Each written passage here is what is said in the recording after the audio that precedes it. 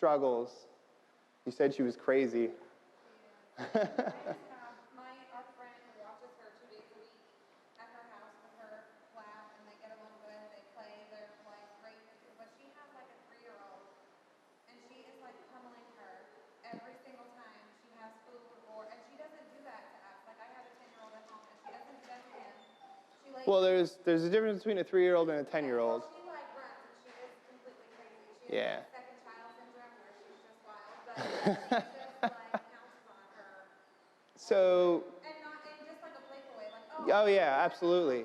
Oh no, she's a plaything for her. Absolutely, yeah. So like puppies, young dogs in general, or even some dogs in general, with young kids, isn't always a good mix because kids move different, especially at that age, like 3.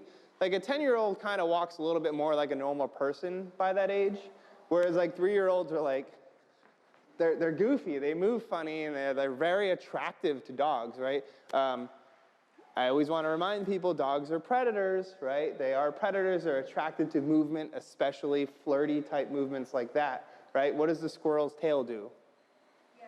Right? Like the squirrel's tail doesn't move like this, like all like fluid like we do when we walk. It's crazy, right? And the bunnies bounce and they look really attractive to the dog, and they pick up on that.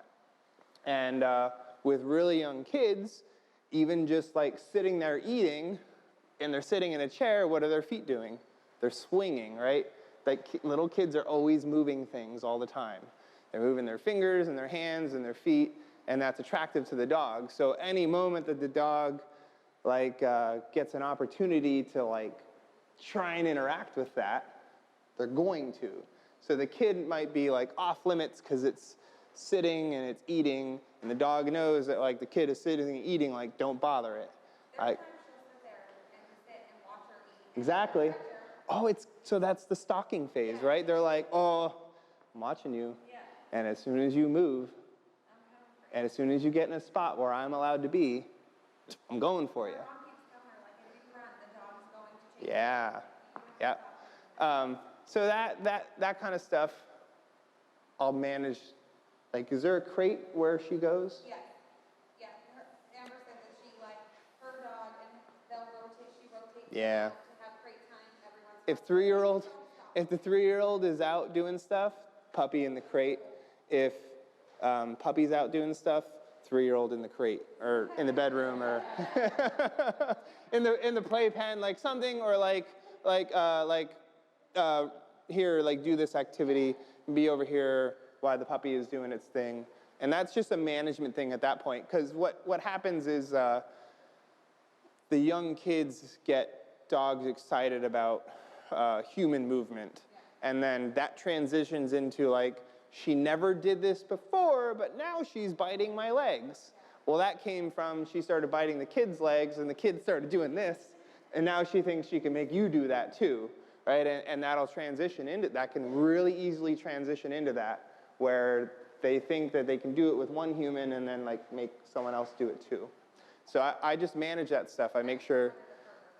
Yeah, well, that's a reality. That is a reality. And not to get super serious, but dogs do get put down because they accidentally injure kids in a really bad way, and the state will be like, that's a dangerous dog. It hurt a child, right? Which they take very, very serious, and then you don't have a choice. You either pay $10,000 and have to muzzle your dog and walk it on a 2-foot leash for the rest of its life, or put it down, and most people are like, well, I'm not going to do that, and they put their dog down. So that is a serious thing, especially when you have larger dogs that, like, they just move their paw and they can knock over a kid.